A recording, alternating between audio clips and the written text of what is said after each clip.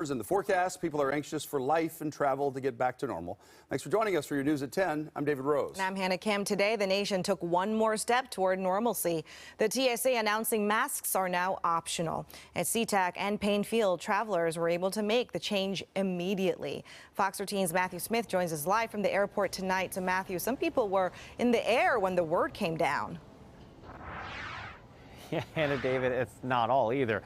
This was so rapid, such a big change. Not only did people find out in midair, but they haven't even taken down all the signs. I'm here over by the Alaska terminal. You can see this sign says, no mask, no travel.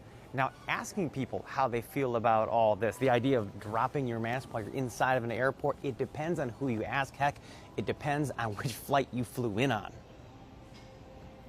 You're kind of like, okay, we're in limbo. What do we do? Do we take them off? Do we not? To mask or not to mask? At SEA, that is the question.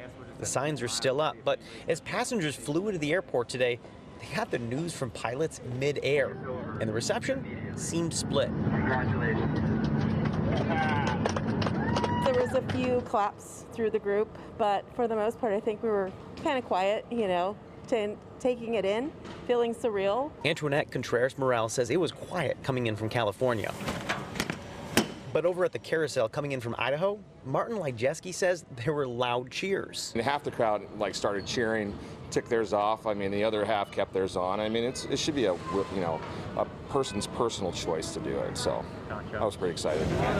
You ready? This evening, the TSA is telling me they were set to put out new security directives starting Tuesday.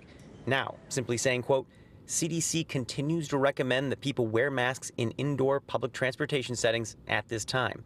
End quote. As Alaska and the rest of SEA's major airlines put out statements saying masks would be optional on the flights, Aaron Shaw, like others, tells me he still is masking. I'm gonna wear it the whole flight. Will it worry you at all seeing other people without them, or is No, not really. I mean, that's them.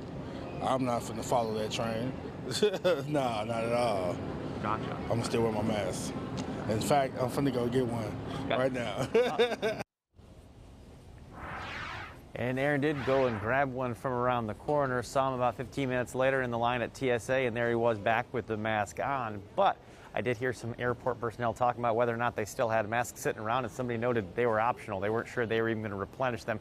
We'll have to reach out to the airport to figure out how all that works. But all of this is still happening and unfolding as we speak. Another example of that, Washington State Ferries in the last 20 minutes announcing they too will be dropping their mask mandate. All of this, of course, unfolding because of a judge's ruling in Florida and then the TSA making that decision not to enforce this. A lot of this still kind of being figured out as we speak tonight.